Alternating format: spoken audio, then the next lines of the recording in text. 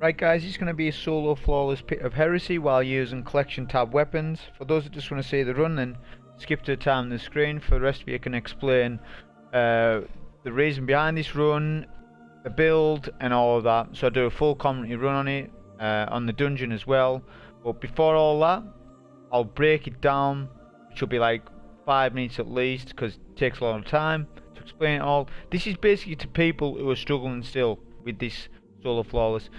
I believe this is probably one of the best times to get your emblem. There's never been a better time than now. Especially now there's only a couple of days left in this season, which is important as certain artifact mods are going to go away, making this dungeon a lot harder if you don't have weapons like Anarchy, Wendigo, Mountaintop, things like that. If you haven't got accessible weapons to you like that, right, so the dungeon's going to be harder to you, but that's why I'm doing collection tab weapons, so hoping that someone can log in, they can just go to the collections tab and pick up that weapon, providing that they've acquired it in the past. Okay, you can only do that with year 1 weapons, you can't reacquire year 2 or year 3 unless it's a pinnacle weapon. But that's basically the reason behind it, just a sort of standard dungeon loadout, if you like. So the weapons that I chose, first talking about heavies, so I did switch between 2 different heavies throughout the run. First off, I used a sword called Negative Space. Now this is a semi-god rolled sword within your collections tabs, just sitting there. So if you don't have god roll swords lying about, but you want to get your flawless dungeon done, and you want to do a lot of damage to the boss, and this will be one of the best weapons for you. I could have chose a raid weapon, you know, something like this. That would, if you have the Leviathan sword, use that instead if you haven't got any new swords up and coming. Of course you can farm swords like this and this, or even Menagerie with the Throne Cleaver, but this is aimed at people who haven't got them swords, okay, or haven't got a god roll sword. All you need is Whirlwind Blade. This sword does not have relentless strikes, fair enough, but we have rally banners, so every encounter you can put in and get your heavy back, so it's no big deal. It's not like a Grandmaster Nightfall where your ammo's super important. Not so much, especially if you've got hive armaments. On this particular run I didn't use hive armaments, just as I think that's pretty rare of a mod. But anyways, that was the first heavy weapon I used. Another heavy weapon I used was Man of War, a linear fusion rifle. It's solar, it's good on solo wizards. That's the only reason why I used it, plus it's, like I say again, a year 1 weapon. As for primaries, we used a sidearm for the full run.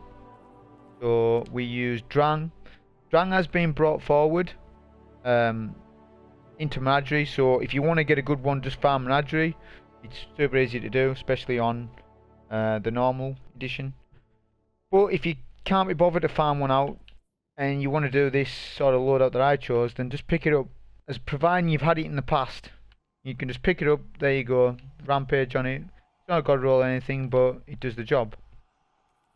As for our kinetic weapon, we chose a sniper rifle. I could have chose any sniper rifle, to be honest. I could have even used a raid sniper, but I wanted to pick something that I think a lot of people will have.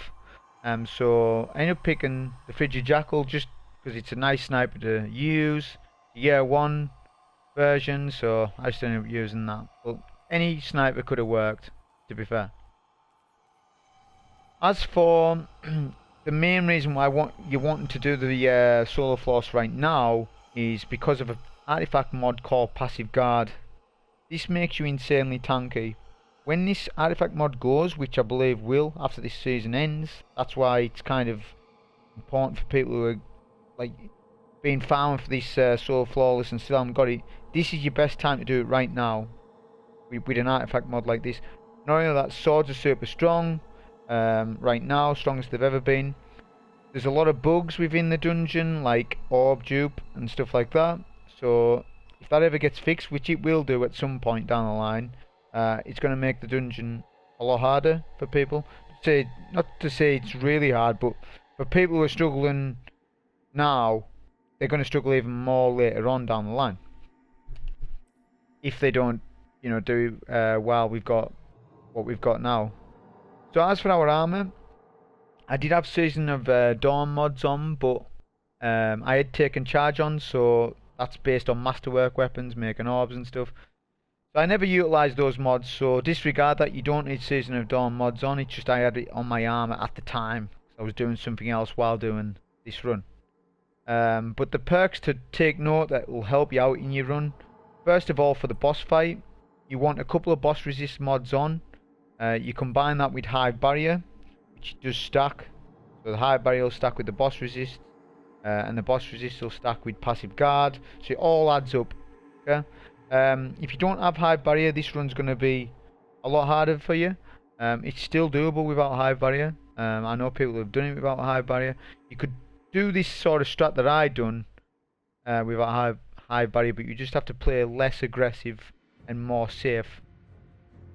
But I feel as though a lot more people have Hive mods now than they used to, since you can go in there solo queue into Menagerie and get them. You don't have to go into a raid to get them like you do with taken armaments or fallen armaments. So I felt that was fine to use that. I didn't use Hive armaments in this run, but I did use Hive Barrier. So other perks, I had Special Ammo Finder on, Enhanced Small Arms Loader, double sword reserve, so I used an arc plate. If you use a void or solar plate, you will not get sword reserves on them. Large arm reserves does not count for swords, so you need an arc chest plate. It helps out a lot, especially if you're just using a sword like this that doesn't have relentless strikes.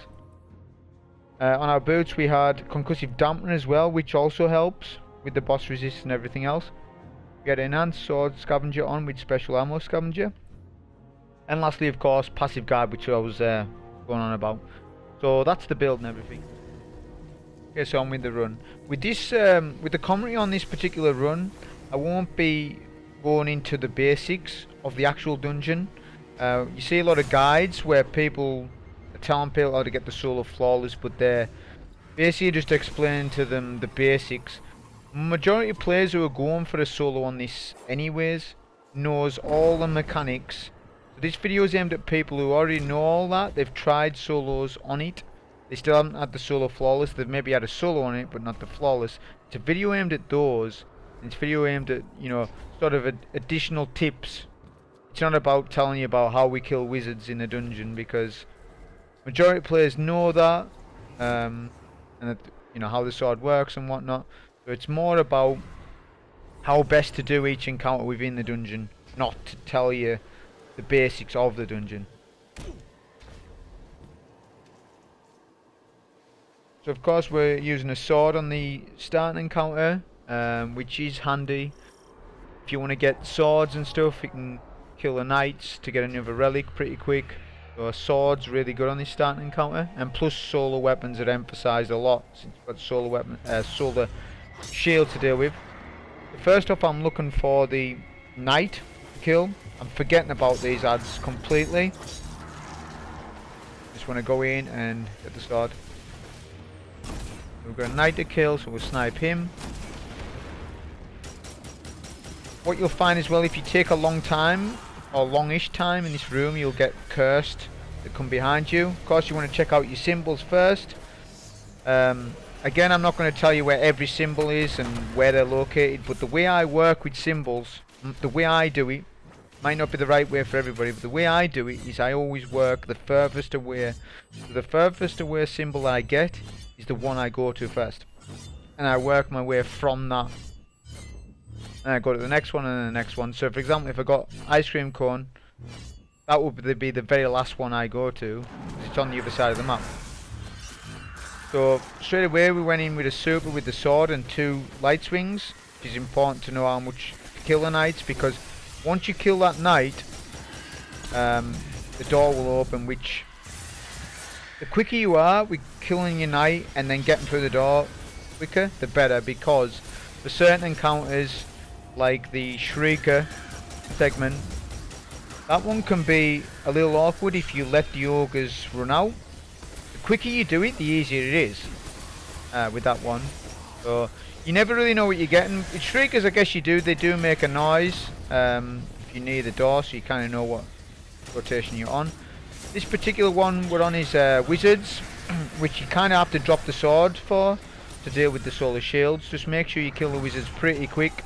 if you need to kill one wizard and you're taking a while, go back, pick up the sword, and then kill the other wizard. You don't want your sword to disappear, because then it's the hassle of going to kill an ogre, potentially, on that platform, and then unite again. The way I do it, I want to kill limited amount of ogres as possible. Okay? There's certain symbols where you don't need to kill any ogres. There's certain symbols where it's better off to do so. For example, line, which is in the middle of the map. You have two ogres left and right of you. It's best taking those out, because if they approach you while you're dealing with knights and stuff, it's going to be bad. Right now we're just waiting on our super, since my initial super didn't do damage on the wizard. Probably my fault, I wasn't close enough. Just make sure you're right on top of the wizard. I just want to deal with the wizard with one sword, and then go to the next symbol.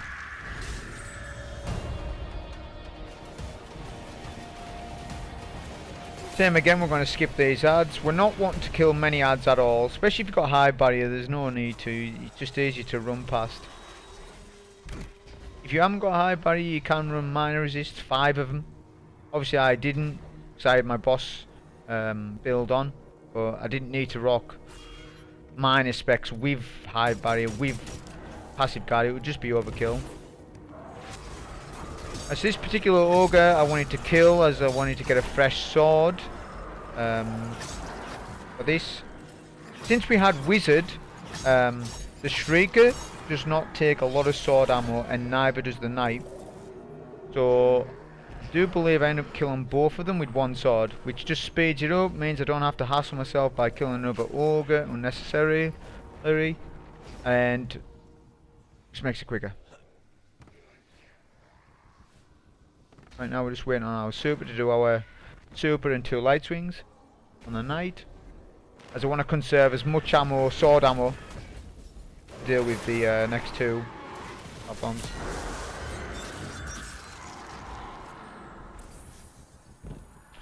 So this was the Shrieker, so you're seeing how I killed the knight and then rushed for the door immediately. That just helps out for you to get the kill on the Shrieker rather than the ogres pushing. So once the ogres fully push out, it makes it a lot harder to consistently get hits on the Shrieker. So that just saves you time. We've got 77 sword ammo, more than enough for the knight and for the final knight to open the door. So you can use any weapons you want. It's not required to use a specific loadout specifically for this start bit, because the sword does the most of the work. Which is one reason why I kind of like Shattered Throne solos more than the dungeon, because the pit. Just because the sword, it just does too much, and it's very powerful. You can block infinite, well, not infinitely, but you take no damage at all, no matter how many adds are around you, which you'll see me do in a bit. Okay, so that's the last one down, so we go for the exit. Exit's always the same, but that's basic information.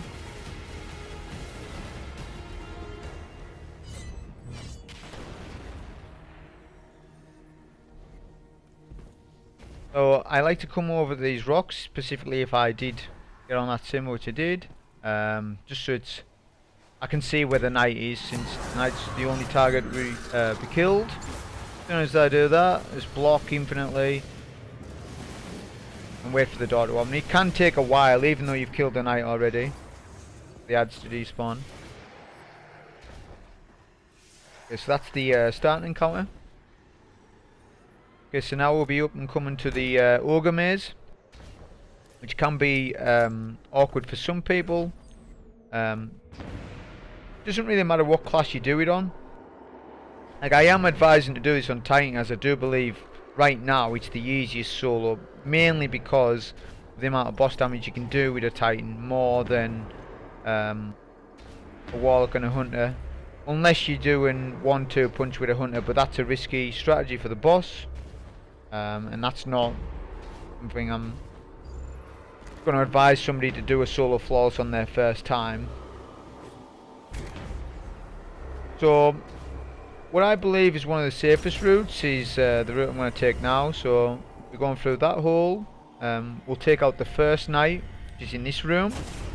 And basically, of course, there's a door left, middle and right. So I always do left door first, then middle, then right. I use the sword to take out the knight and the remaining adds surrounding him. Make sure I push that door with full health. That's super important. If you go outside with red, and the ogre sees you, I could wipe you. We take the cliffs below just to easily bypass the ogre. These ogres do kind of have a set rotation depending on how quick you are. The slower you are, the harder you're going to make it for yourself. Of course, we're going to do orb dupe there, just so that we don't have to kill the next knight, which we'll be doing for all 3 doors. That's the first door. We're going to go back to the cliffs and under the underground passage. Make sure you've saved a nade for this, as the thrall in here can be a little buggy. Sometimes they aren't in this passage, it's just ahead of me. Sometimes they're behind you, sometimes they're all in there like on mine. You want to try and bait them out, because if you get stuck in there and you just keep meleeing, you can't really get past because of the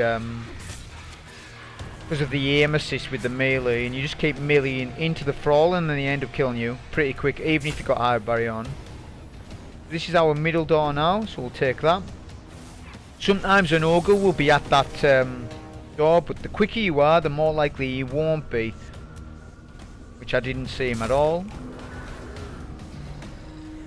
This would be the final knight you would kill, but of course we've duped the ball, so we don't need to do that. And then we can go to the final door. So that route's pretty consistent.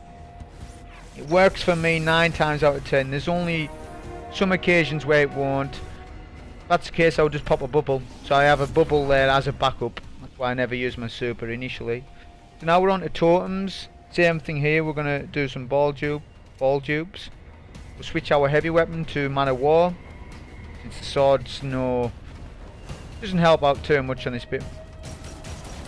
I didn't need to do a banner since I've got enough ammo anyways. Using Drang to take out the adds. And don't be frightened to step off the plate to kill any adds that hide. The hive hide a lot in this particular room, but if you push them with a sidearm like this, take them out pretty quick and then get back to your plate. Now we're going to take out the knight, which is always left side. He's always left side, never middle or right, not the first knight. You can take him out with the linear in one shot. Make sure you're always going back to the plate before you start the push. We get a melee for our overshield and it gives us full health, so it means we can start the 6 ball dupe with full health, which is important. So we do 1 ball dupe there, go back to the plate, do another ball dupe and then bubble. By that time you can pick up the ball. So the strat here is just do 1 ball dupe at a time in your bubble, then go back to the plate so that you don't get wiped. You can do 2 at a time, that's more risky. 1 at a time's more than enough time for your bubble to last. Also save a nade, makes it more consistent. We'd helm a 714 to blind the adds. You can see, blinds the cursed and stuff. It's as simple as that. You can do this on a warlock with a well, same sort of way. And on a hunter you can do bottom tree, night stalker. That's actually a pretty good way of doing it. Problem with the hunter, it's not fantastic for the boss unless you're doing 1-2 punch like I said. So with this next section, you've got to be careful with this drop. Don't just drop down in one go unless you're super confident on where to stand and whatnot. Just take your time, because you don't want to die at a part like this once you've just sort of got your totems done.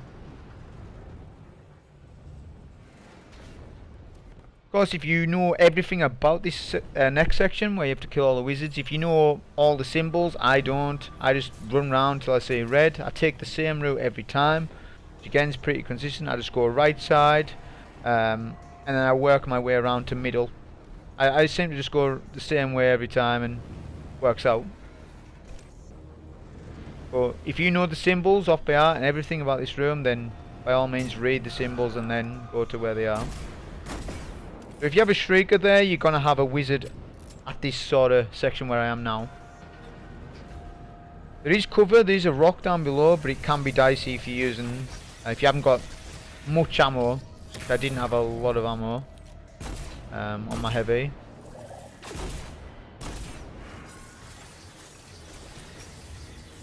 You sort of use the rock as cover, the wizard.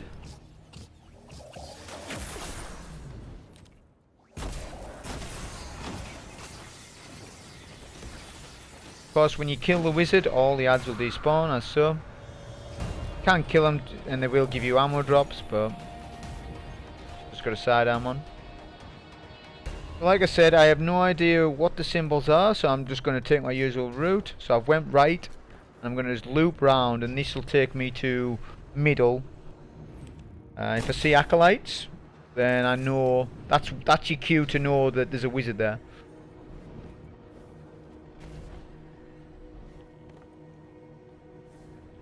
So there will be a wizard to my right, around this corner. The wizard can spam you a little bit when you hide behind this corner, so you got to be careful about that. You have got this rotation. Another thing that may happen is if you break the wizard's shield, especially if you're using something like Jatun, you do that and blind the wizard, they'll just fall down, and that'll count as them being killed. This was kind of awkward for me. I just had a sidearm and no heavy left. This is where high varmints will come in and help you out. Like I said, I never ended up bothering using them. This would help out.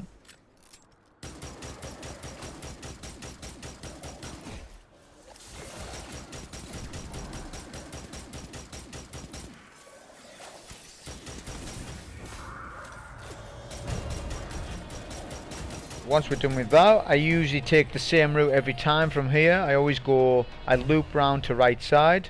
Since the place I'm going, there's a high chance that there'll be a wizard there, and even if there isn't a wizard there, there's easy access to middle, which that's where the next wizard will be anyways, in middle. So this is just sort of route that I always take. Whether it's the most efficient doesn't matter to me. It's a 5-minute encounter this, so I'm not too bothered about doing it. Like I said, it's not a speed run this, certainly not. It's just a video for people more than anything. So with this wizard, you've got to be careful. If you take out all the adds and the snipers, it's not bad, but I chose to go near the wizard and bubble the wizard rather than having to take out all these snipers and stuff.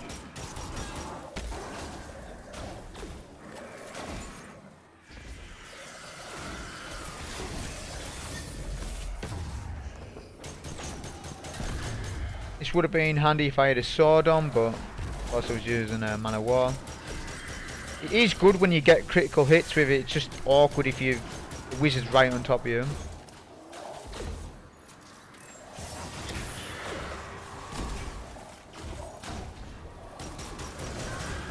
That's the final wizard down, so now we can go to the boss encounter. This is another make or break part for people's solos. I think totems is a big one, and the boss. I don't think people have trouble with this encounter. If anything, if someone dies on this section, it's probably because they've missed a jump or it's been their mistake, not the game's fault. But with the boss, that's where I think people struggle, or even if they use meta weapons, people still struggle, and it's all to do with positioning, what strategy you're doing.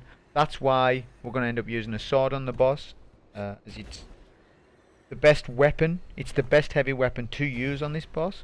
You can one phase this boss with a Titan and Throne Cleaver. If you have a God rolled one, use that sword. But if you don't, find us using an adaptive frame sword and you'll 2-phase the fight. It's quite tight to 1-phase it, but you can 1-phase it with Throne Cleaver, like I say, but that's not the objective of the video. The objective is just to show people that fight's pretty comfortable, pretty comfortable 2 phase. Also, you can. I haven't got an exotic on, so I would advise, obviously, of course, if you're using a sword, use Risk Runner. As even though you're using a sword, you have your sword out, and a curse fall explodes on you, you still get the arc damage resistance. A lot of people don't realise that. Okay, you still get the buff, and it stacks with high barrier, passive guard, boss resist, all of that.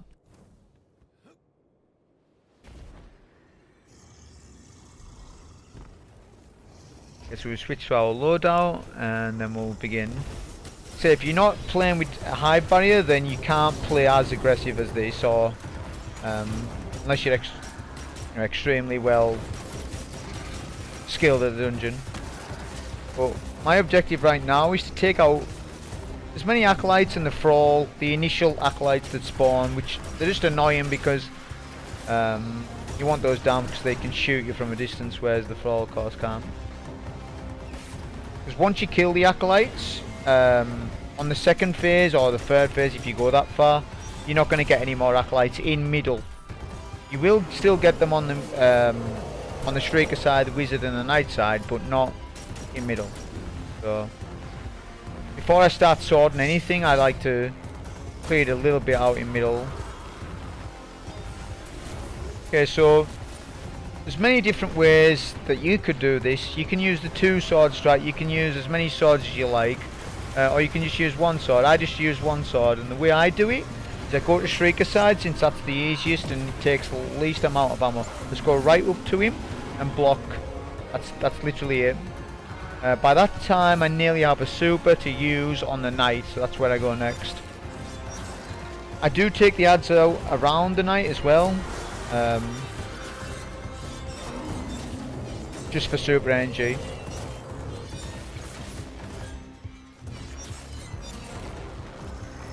And so that they don't hit you as well in the back.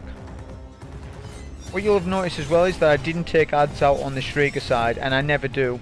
Even when you're doing boss damage, these adds on the Shrieker side will never touch you at all. So you don't need to take them out at all. But I do take them out on the knight side and the wizard side. Just because it's just an easier way of doing it, rather than just going in there, kill that. Of course, you can ball dupe on this and counter, just like earlier, like we did at the maze and totems. The problem with that is that the boss can glitch out. He does crazy things. I'm just not a fan of it.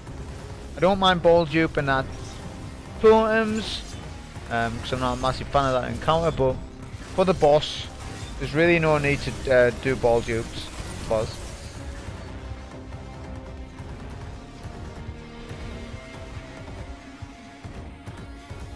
Right now we're just waiting on our final super to take out the wizard, so we can do our, so we can get our first orb.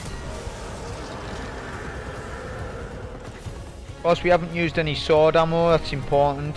If you're not using high armaments and whatnot, then it's very important that you have as your maximum amount of sword ammo for the boss.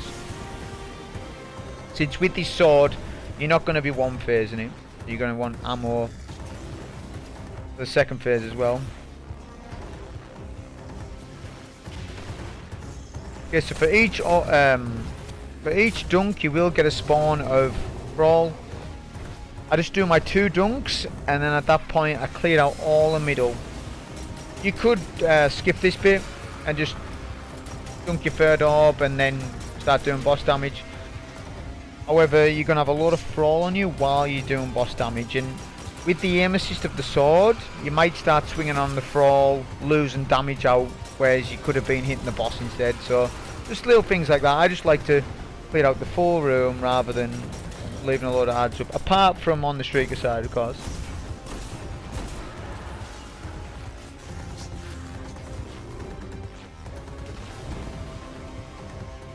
It's also important to check there's no Thrall hiding on any of the corners, because certain areas of this circle, if you like, they'll hide certain parts of the one.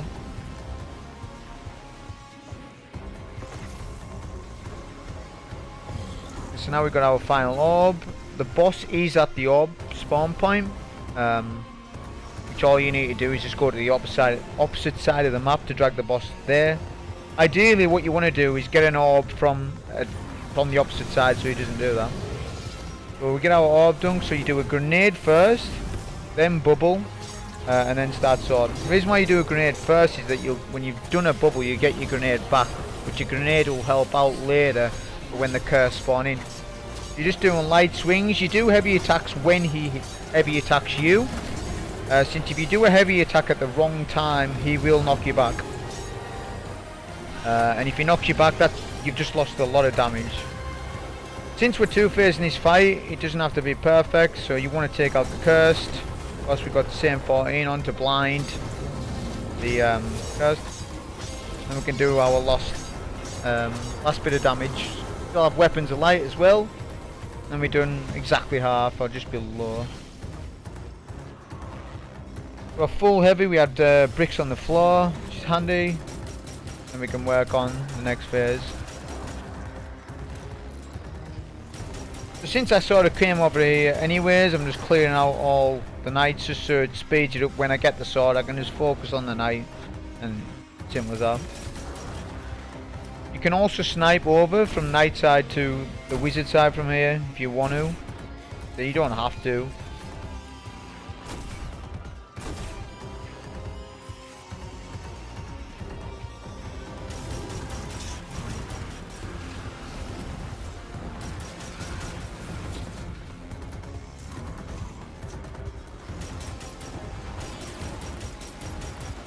Once we're sort of happy with that clear, then we'll take our next knight, which I can snipe him, take him out with the sidearm. Both knights were on top of each other, so I was just playing a bit more cautious.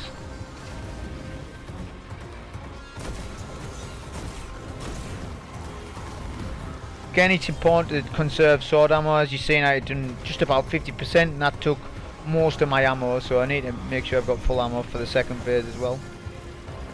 Same as before, we go for the Shrieker side first, take him out quickly, leave the adds up.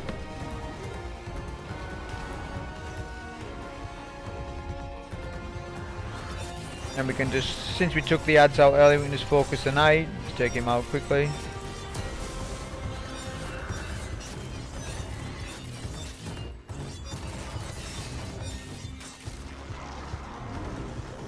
I tend not to do the block mechanic so much, but if you're someone who doesn't have eye barrier, it might be worth doing so. It'll actually help you out if you've done that. Like I say, if you have high barrier, you don't really need it. You can just keep jumping over his head and then attacking him.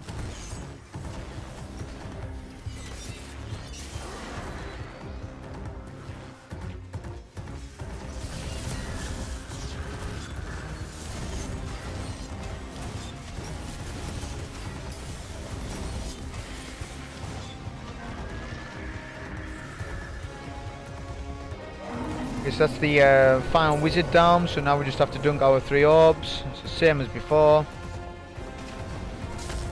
Also, if you have a knight that's on your orbs spawn point like that, shoot it blind the knight first, especially if it's Shrieker side. If you notice, I always dunk Shrieker side first. Reason being is the adds actually will push you a little bit if you're doing damage. They will hit you in the back. Whereas if you dunk on the wizard side or the knight side, the adds at the Shrieker side don't bother you at all. So now we'll deal with the 2 spawns of the Thrall. We've got our 2 orbs. You can take all the knights out as well, you don't have to leave knights up and stuff. I just took my knight out way too soon. Well, actually I had another knight. I think I'd kill this knight as well sooner than what I wanted. If you want it where there's no knights up at all while you're doing damage, which isn't the biggest deal because you're in a bubble, but if you want that, make sure you kill your knight with, get your knight weak, then kill the knight with the orb, then do a dunk, and then start DPS. But if you leave it too long, you'll just get an additional knight spawn.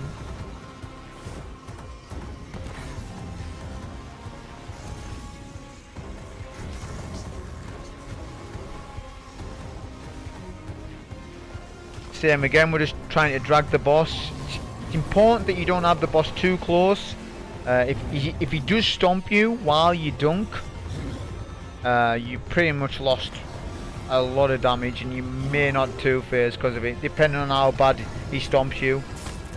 Well, that's important as well. It's our last dunk, so void wall, bubble at his feet. Make sure he's dead on, as centre as you can. The more offset your bubble is, the worse it'll be. You want to try and stun lock the boss within the bubble to try and reduce the RNG of it.